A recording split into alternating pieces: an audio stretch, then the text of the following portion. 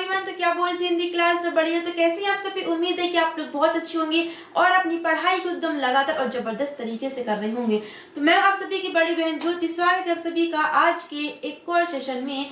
तो भाई आज हम डिस्कस करने वाले क्लास 10th का पद्यांश भाग से लिया गया बहुत ही अच्छा चैप्टर जिसका नाम है नदी। यस, अगर आप लोग क्लास 10th में और आपने अपने सिलेबस को अच्छे से चेक किया है तो उसमें पद्यांश भाग में एक पार्ट है जिसका नाम है नदी। तो नदी टॉपिक है, उसको हम आज पूरे अच्छे तरीके से विद अर्थ के साथ कैसे आपको एक लाइन की व्याख्या, कैसे आपको अपने एग्जाम में व्याख्या बना करके लिखना है, सारा का सारा जो भी मैटर है सब कुछ पूरा का पूरा इसी वीडियो में आपको बताने वाले हैं। तो इस वीडियो को देखने के बाद जो नदी चैप्टर को लेकर के आपको समस्या होगी या नहीं भी होगी तो इसको देखने के बाद बिल्कुल भी नहीं रहने वाली है।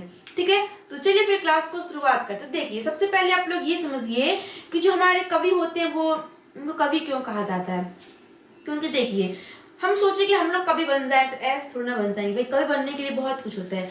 तो क्या होता है कि पद्यांश में जो कविताएं लिखी जाती हैं तो वो कविताएं कुछ और लिखी जाती हैं लेकिन उसका एक गहन अर्थ निकलता है। अब यहाँ पर मैंने बोला कि आपको नदी कविता पढ़नी, क्योंकि हमारे चैप्टर का नाम ही नदी, हमारी कविता का नाम ही नदी है। तो नदी को पढ़ने से आपको क्या पता चलेगा कि अगर नदी टॉपिक का नाम है तो उसमें नदियों के बारे में बताया गया होगा कि ये गंगा नदी, जमुना नदी कहाँ से निकलती है, कहाँ पे मिलती है।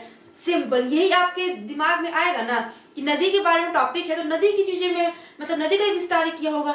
लेकिन नहीं, नदी के माध्यम से जो हमारे कवि है केदारनाथ सिंह जी, उन्होंने कहीं और संकेत दिया है। इसका जो बहुत ही गहन अर्थ निकलता है। तो यही होती है हमारी कविता कि कविता में किसी और के माध्यम से किसी और के बारे में बताना।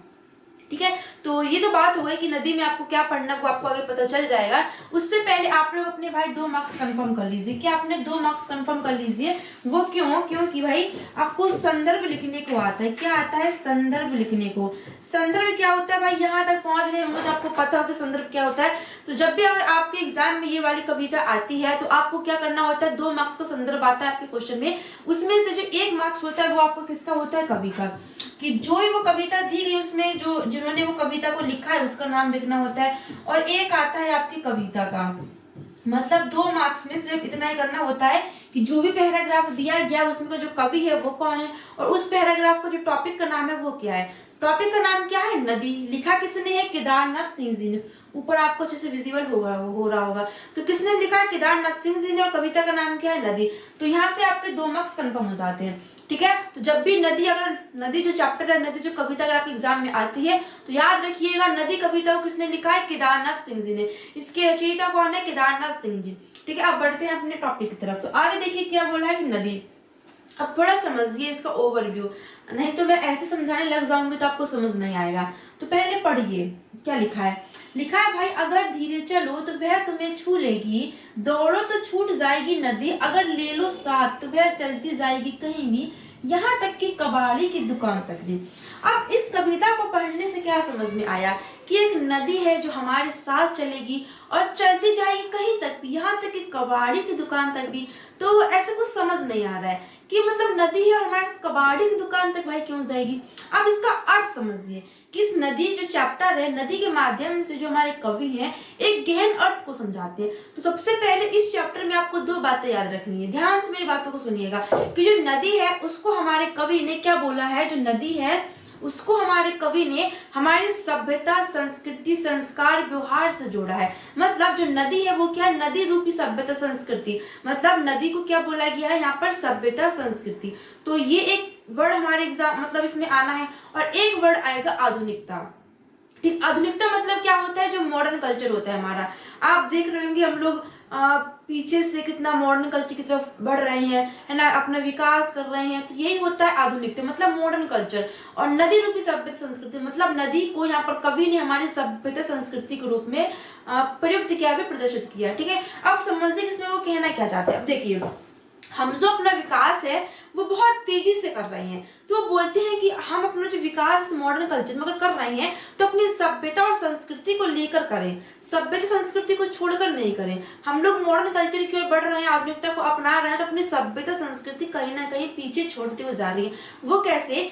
कुछ समय पहले 10-12 साल बोल सकते हैं कि जो शादीशुदा लेडीज होती थी वो अपने सास ससुर मतलब जो ससुर होते थे उनके सामने मुंह को ढकती थी, मतलब पल्ला करती थी। लेकिन आज के टाइम पे ऐसा नहीं हो रहा है। आज के टाइम पे भाई कोई पल्ला नहीं है, कोई पर्दा नहीं है, मतलब सीधा मतलब ऐसे ही घूमते हैं।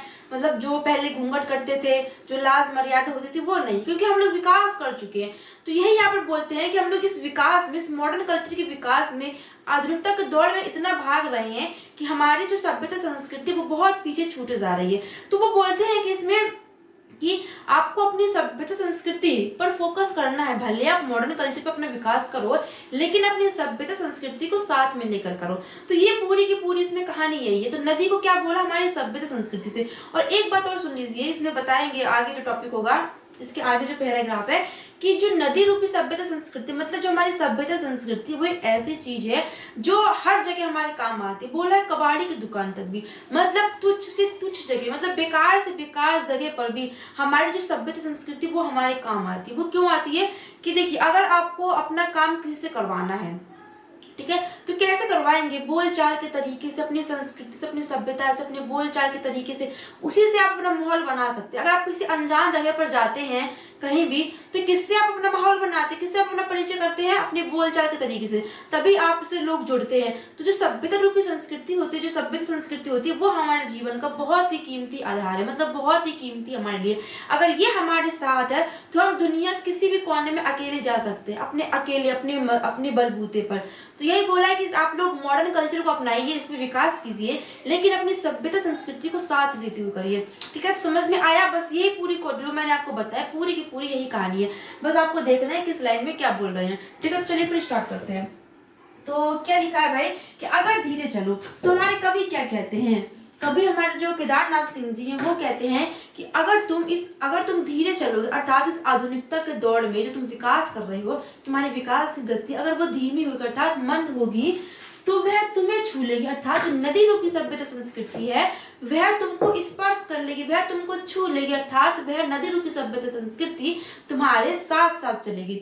समझ में आई बात? आगे क्या लिखा है कि दौड़ो तो छूट जाएगी नदी। बोलते हैं कि अगर इस आधुनिकता के दौर में, इस मॉडर्न कल्चर के दौर में तुम अपने जो विकास की गति है अगर उस पर दौड़ोगे, मतलब विकास की गति तुम्हारी तीव्र हो जाएगी, तेज हो जाएगी, तो जो हमारी सभ्यता संस्कृति है वो कहीं पीछे छूट जाएगी, वह तुमसे छूट जाएगा, अर्थात तुम्हारा उससे संबंध टूट जाएगा।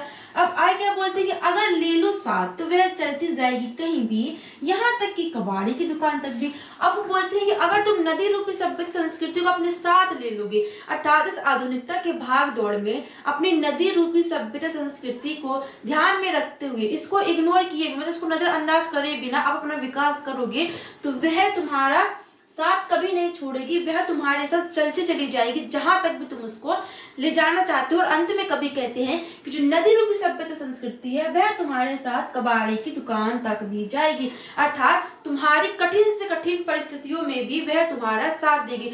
जब तुमको ज्यादा से ज्यादा किसी कठिन से कठिन समस्या होगी तो वह जो नदी रूपी सभ्यता संस्कृति है वह तुम्हारी साथ देगी, और हर एक तुच्छ से तुच्छ जगह में जहां तुम उसको ले जाना चाहते हो, तो कबाड़ी की दुकान तक भी वह तुम्हारे साथ नहीं छोड़ेगी। समझ में आया? कबाड़ी की दुकान का मतलब क्या है कि जो नदी रूपी हमारी सभ्यता संस्कृति, मतलब जो हमारी संस्कार, हमारी जो सभ्यता, हमारी जो संस्कृति है वो बहुत सी बेकार जगह पर भी तुम्हारा साथ देती है।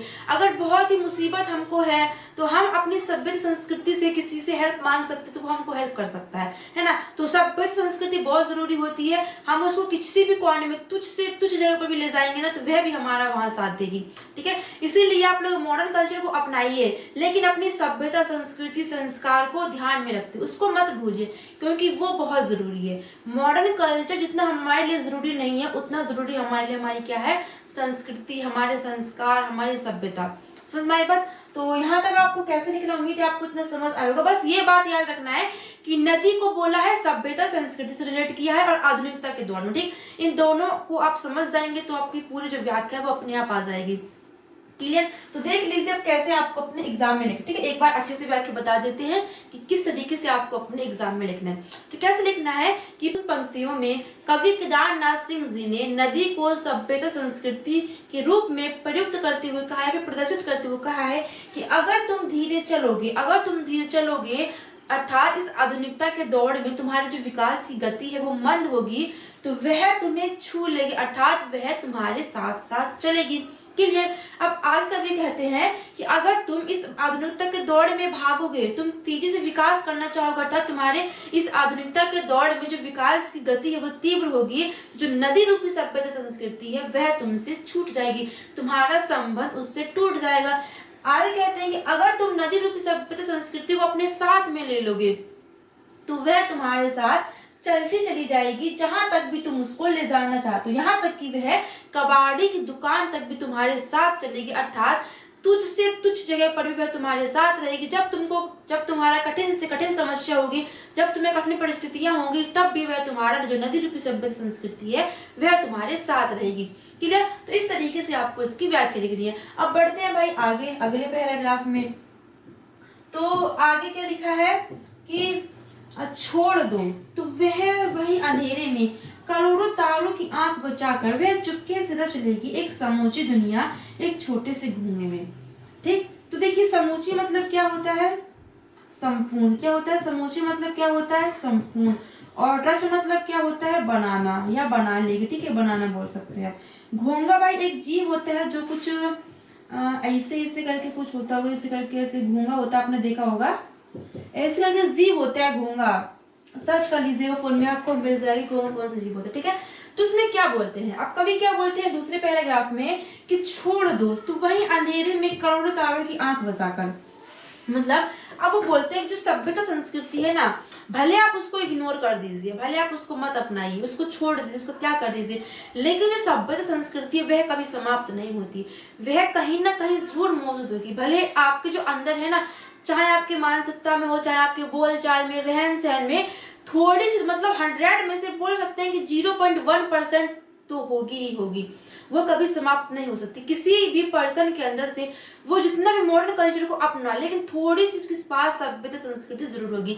और इसमें बोलते हैं कि अगर थोड़ी सी आपके पास सभ्यता संस्कृति है तो उस थोड़ी सी जगह में भी वे अपना पूरा स्थान बना लेती है, मतलब उस थोड़ी सभ्यता संस्कृति में पूरा का पूरा अपना विकास करके मनुष्य के अंदर पूरी फुल तरीके से सभ्यता संस्कृति का विकास कर देती है।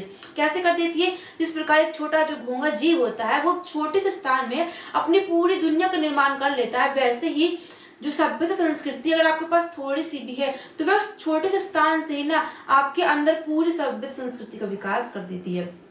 समझ में आई बात? यही बात इसमें बोली है। तो क्या बोला है कि छोड़ दो। अब वो बोलते हैं कि जो मनुष्य है इस आधुनिकता के भाग दौड़ में अगर नदी रूपी सभ्यता संस्कृति को छोड़ देता है, उसको त्याग देता है, तो वह समाज से बहुत दूर हो जाता है। मतलब अगर आपके अंदर सभ्यता संस्कृति नहीं है तो आप समाज से दूर हो जाओगे। अगर आप समाज के हिसाब से नहीं चलेंगे, जो समाज में लोग सभ्यता संस्कृति मिलन के साथ रहते हैं, अगर आप उस तरीके से नहीं रहोगे तो आप समाज से अलग कर दिए जाओगे। ठीक है। लेकिन जो सभ्यता संस्कृति है वह कभी आपसे अलग नहीं होती है, वह कभी समाप्त नहीं होती है, वह जरूर थोड़ी थोड़ी आपके अंदर विद्यमान जरूर होगी। तो वही अंधेरे में बोलते हैं कि वह कभी समाप्त नहीं होती है, बल्कि वही अंधेरे में करोड़ों लोगों की आंख को बचाकर एक छोटे से स्थान में भी, एक छोटे से स्थान में भी वह चुपके से अपने संपूर्ण दुनिया का निर्माण कर लेती है। जिस प्रकार एक जो जीव होता है घोंगा, वह एक छोटे से स्थान में अपनी पूरी दुनिया का निर्माण कर लेता है, वैसे जो एक नदी रूपी सभ्यता संस्कृति एक छोटे से स्थान में वह संपूर्ण तरीके से विकसित हो जाती है। सिंपल। आई बात समझ में? ये पूरा पैराग्राफ यहाँ पे स्कैन होगा, तो आगे सुन लीजिए। क्या लिखा है? सच्चाई यह है कि तुम कहीं भी रहो, तुम्हें वर्ष के सबसे कठिन दिनों में भी प्यार करती है एक नदी। अब बोलते हैं कि भले आप लोग नदी रूपी सभ्यता संस्कृति को छोड़ दो, लेकिन सच्चाई तो यह है कि जो हमारी नदी रूपी सभ्यता संस्कृति है, तुम चाहे कहीं भी रहो, किसी भी स्थान पर रहो, वह तुम्हारा साथ कहीं भी नहीं छोड़ती। तुम जहां भी रहोगे वह तुम्हारे साथ वहां रहेगी। और तुम्हें साल के सबसे कठिन दिनों में भी, क्या लिखा है यहाँ पर, कि वर्ष के सबसे कठिन दिनों में भी, तुम्हारे जो साल के सबसे कठिन दिन होंगे ना, वह तब भी तुम्हारे साथ दिखा था। जब जो दानवीर शक्तियां हैं वह तुम्हारे मानवता पर आक्रमण करेंगी, तो जो सभ्यता संस्कृति है वह तुम्हारा साथ देगी। वह जो नदी रूपी सभ्यता संस्कृति है तुम्हें प्यार करेगी और तुम्हारा साथ कभी नहीं छोड़ेगी।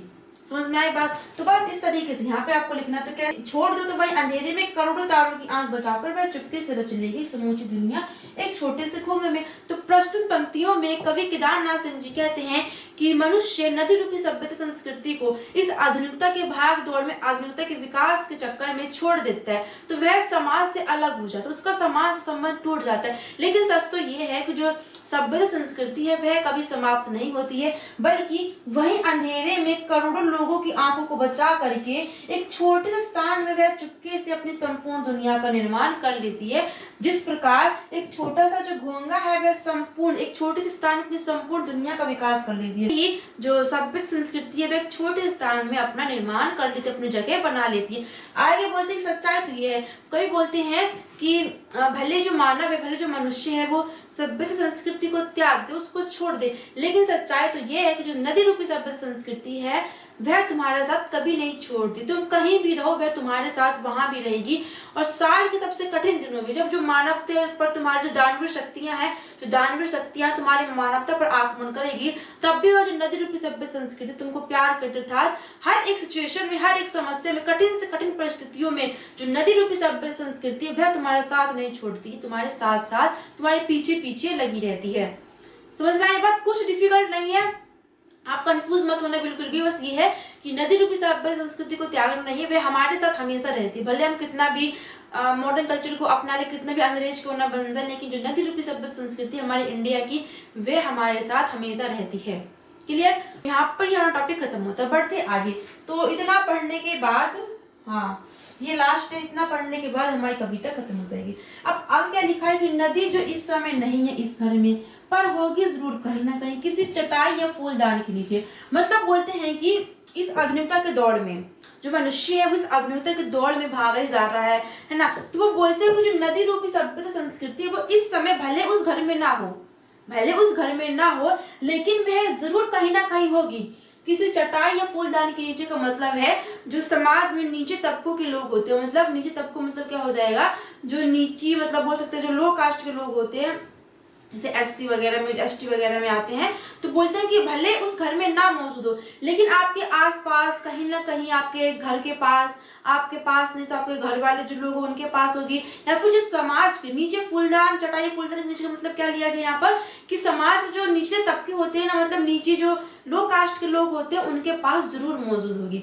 आपको पता होगा कि जो बड़े बड़े लोग होते हैं भले उनके पास सभ्यता संस्कृति देखने को ना मिले, लेकिन जो समाज में जो लो कास्ट के लोग होते हैं, जिन्होंने गरीबी देखी है, उनके पास जो सभ्यता संस्कृति होती है वो बहुत विद्यमान होती है, उनके पास से खत्म नहीं हो सकती। तो भले आज हमारे अंदर नहीं है, लेकिन हमारे पास जो आस पास के लोग उनके पास सभ्यता संस्कृति जरूर कहीं ना कहीं विद्यमान होगी।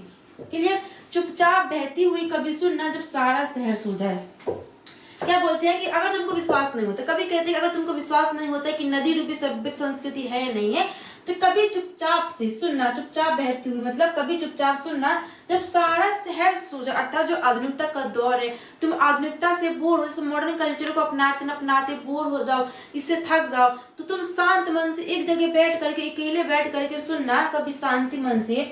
तो जब सारा शहर सो जाए मतलब आधुनिकता का दौर कम हो जाए, तो दरवाजे पर कान लगाकर सुनना, धीरे धीरे सुनना, तुमको कहीं आस पास से एक मादा घड़ियाल की करहा की तरह, करहा मतलब क्या होता है, पीड़ा भरी आवाज, करहा जो पीड़ा से बीमार होता है तो वो करहाते हैं ना, तो पीड़ा भरी आवाज। तो बोलते हैं कि तुम आज सुनना कि तुम्हारे आस पास से, आस पास कहीं से मादा घड़ियाल की पीड़ा भरी आवाज की तरह नदी रूपी सभ्यता संस्कृति को नजरअंदाज करने के कारण नदी रूपी सभ्यता संस्कृति की पीड़ा भरी आवाज सुनाई जरूर देगी। समझ में आई बात? तो यहाँ पर मतलब क्या है, मादा घड़ियाल का जो यहाँ पर जो एग्जाम्पल लिया गया वो कैसे, तो समझिए कि मादा घड़ियाल क्या होती है, जो एक जीव होती है जो पानी में रहती है। अगर वह पानी में नहीं रहेगी, पानी खत्म हो जाएगा तो उसको दर्द होगा। लाइक वैसे ही सभ्यता संस्कृति और मनुष्य का बहुत ही पुराना रिलेशन है ना। मनुष्य सभ्यता संस्कृति के बगैर रह ही नहीं सकता, और ना संस्कृत सभ्यता हमारे बिना रह सकती है। तो भले हम कितना विकास क्यों ना कर ले, लेकिन हमारा जो संबंध है वो हमारा बना ही रहना चाहिए। तो यही बोलते हैं कि आधुनिकता के दौर में तुम आधुनिकता को अपनाओ, मॉडर्न कल्चर को अपनाओ, लेकिन अपनी सभ्यता संस्कृति को पीछे मत छोड़ो। ठीक है? अब समझिए, मैं आपको एग्जाम्पल समझाती हूँ। जैसे ये मादा घड़ियाल वाला जो है, जैसे मान के चलिए ये आप हैं, ठीक है, ये भाई आप हैं, ठीक, और ये एक आपका कोई दोस्त है, ये आप ही आपका दोस्त है। आप जो है अपने दोस्त से अत्यधिक प्रेम करते हैं, मतलब आप दोनों की दोस्ती बहुत अच्छी है, आपका जो दोस्त है वो भी आपसे बहुत प्रेम करता है, और जो आप हैं आपके दोस्त से बहुत प्रेम करते हैं। तो सिंपल सी बात है कि आप अपने दोस्त से बहुत प्रेम करते हैं। तो जब ये आप दोनों के प्रेम के बीच कोई तीसरा पर्सन आ जाएगा, मान लीजिए तीसरा पर्सन आ गया है, तो जो आपका ये दोस्त है, मान लीजिए ये आपका फ्रेंड है और ये आप हैं, ठीक, आप अपने इस दोस्त से बहुत प्रेम करते हैं, आप दोनों का रिश्ता बहुत गहरा है, लेकिन कुछ समय बाद जो आपका दोस्त है वो किसी तीसरे के पास चला जाता है, उसको मतलब तीसरा व्यक्ति बहुत अच्छा लगने लग जाता है। तो जब किसी दो पर्सन के बीच में तीसरा व्यक्ति आता है, समझिएगा, जब किसी दो पर्सन के बीच में तीसरा व्यक्ति आता है तो जो पहले वाला व्यक्ति होता है उसको नजरअंदाज कर दिया जाता है, ठीक। तो पहले आप दोनों थे तो आप दोनों अच्छे से बात करते, सब कुछ रहते थे, लेकिन जब से तीसरा व्यक्ति आया है तो वो आपको नजरअंदाज करने लगा है। तो जो आप हैं आपको दर्द होगा कि नहीं, होगा कि नहीं, मतलब मान लीजिए आप सभ्यता संस्कृति है और ये मनुष्य है, और ये कौन है, मॉडर्न कल्चर है, ठीक है, आधुनिकता है। तो जब जो मनुष्य है, मनुष्य का सभ्य संस्कृति से बहुत प्रेम था, जो सभ्य संस्कृति है वो मनुष्य से बहुत प्रेम करती है, लेकिन कुछ समय बाद मनुष्य मॉडर्न कल्चर से प्रेम करने लग जाता है, वो आपको इग्नोर कर देता है। तो जो आपको दर्द होगा कि नहीं होगा, तो वैसे ही इस सभ्य संस्कृति को जो दर्द हो रहा है, अब सुनने के लिए क्या करना पड़ेगा, अगर हम जैसे अब इसको भाई पता लगाना है कि इसको प्रॉब्लम है कि नहीं, सभ्यता संस्कृति को प्रॉब्लम है कि नहीं, आपके दोस्त को जो आप है उसको प्रॉब्लम है कि नहीं, तो कैसे पता लगाएंगे, जब आप लोग तीनों ही, मतलब जब तक इस व्यक्ति के पास, जब तक मनुष्य के पास सभ्य संस्कृति हो, मतलब ये होगी मॉडर्न कल्चर होगा, तब तक उसको कोई सुना ही नहीं देगा कि आप परेशान है कि सभ्यता संस्कृति में परेशान है कि नहीं। जब जो मॉडर्न कल्चर उससे वह बोर हो जाएगा, वह उससे थोड़ा दूर चली जाएगी, तब वह शांति से आपके बारे में सोचेगा। जो मनुष्य है वो जब शांति से सभ्य संस्कृति के बारे में सोचेगा तब उसको एहसास होगा कि वो भाई कितनी अच्छी थी, कितना प्रेम करते थे मुझसे, तो कहीं ना कहीं उसको दुख जरूर होगा। जब वो अकेला, जब ये उसके पास नहीं होगी, जब इससे ये बोर हो जाएगा, इस आधुनिकता से बोर हो जाएगा, तब वह तुम्हारे बारे में सोचेगा, तब उसको वह आवाज सुनाई देगी। और उसके बाद क्या होगा, जब आपकी आवाज सुनाई देगी तो निश्चय आप उस पर काम करेंगे भाई, निश्चय आप उसको भी फोकस करेंगे, तो उसके बाद जो मनुष्य है वो दोनों पर फोकस करेगा। तो बस यही बोला है इसमें कि माता घड़ियाल की जो पीड़ा होती है उसी की तरह आप लोग नदी जो सभ्यता संस्कृति और मॉडर्न कल्चर के आने से उसको विकास करने के चक्कर में, आधुनिकता के द्वारा विकास करने के चक्कर में आप उसको पीछे छोड़ रहे हैं, उसको इग्नोर कर रहे हैं। तो वो ये नहीं बोल रही है, कभी ये नहीं बोलती कि आप लोग मॉडर्न कल्चर को मत अपनाइए, लेकिन अपनी नदी रूप की सभ्यता संस्कृति, अपने संस्कारों को साथ लेते हुए। समझ में आई होगी, उम्मीद है आपको। देख लीजिए कैसे आपको व्याख्या लिखना है। तो कभी कहते हैं कि जो मनुष्य है जिस नदी रूपी सभ्यता संस्कृति को आधुनिकता के चकाचौंध में आधुनिकता के विकास में तेजी से भाग रहा है और नदी रूपी सभ्य संस्कृति को पीछे छोड़ रहा है, तो वह भले ही तुम्हारे घर में ना हो लेकिन आसपास जरूर होगी, किसी चटाई या फूलदान के नीचे, अर्थात निचले तब समाज के निचले तबकों के नीचे जरूर मौजूद होगी, अर्थात सबसे जो नीचे कास्ट के लोग होते हैं उनके पास जरूर मौजूद होगी। कभी कहते हैं अगर तुमको विश्वास नहीं है तो कभी धीरे से कान लगा करके सुनना, जब सारा शहर सो जाए, अर्थात आधुनिकता का दौर कम हो जाए, तो आप धीरे से कान लगा, अपने दरवाजों पर कान लगा करके सुनना, धीरे धीरे सुनना, कहीं आसपास से आती हुई माता घड़ियाल की पीड़ा भरी आवाज की तरह नदी रूपी सभ्यता संस्कृति को नजरअंदाज करने के कारण नदी रूपी सभ्यता संस्कृति की, मतलब बहती हुई नदी रूपी सभ्यता संस्कृति की पीड़ा भरी आवाज जरूर सुनाई देगी। सिंपल। तो यहाँ पर ये हमारा टॉपिक खत्म होता है। उम्मीद है आपको ये समझ आया होगा। कुछ भी नहीं है, बहुत ही सिंपल से आप बस नदी को क्या बोलते हैं, नदी को अपनी सभ्यता संस्कृति से रिलेट करना। और सिंपल तो आप ये भी जानते होंगे भाई, इतना मैंने बोला है समझ में आ ही गया होगा कि नदी जो हमारी सभ्यता संस्कृति है वह हमारे लिए कितना जरूरी है। अगर हम इसको इग्नोर करेंगे तो भाई उसको दर्द होगा, अगर हम किसी को इग्नोर करते हैं तो उसको दर्द होगा। तो उसको सुनने के लिए हमको सब कुछ छोड़ छाड़ के अकेले शांत बैठना होगा, तब जाकर हम उसकी पीड़ा को समझ सकते हैं। ठीक, तो ये हमको संकेत देना चाहते हैं कि आप लोग मॉडर्न कल्चर में इतना विकास कर रहे हैं तो आप विकास कीजिए, लेकिन अपनी सभ्यता संस्कृति अपने संस्कार को साथ लेते हुए करिए, क्योंकि मॉडर्न कल्चर तो अब आया है, सभ्यता संस्कृति से हमारा पुराना रिश्ता है, तो इसको नहीं त्यागना है। ठीक है, तो ये हमारा चैप्टर यहाँ पर खत्म होता है। उम्मीद है आपको समझ आया होगा। चलिए फिर मिलते हैं नेक्स्ट वीडियो में, तब तक के लिए सभी को thank you, all the best and take care.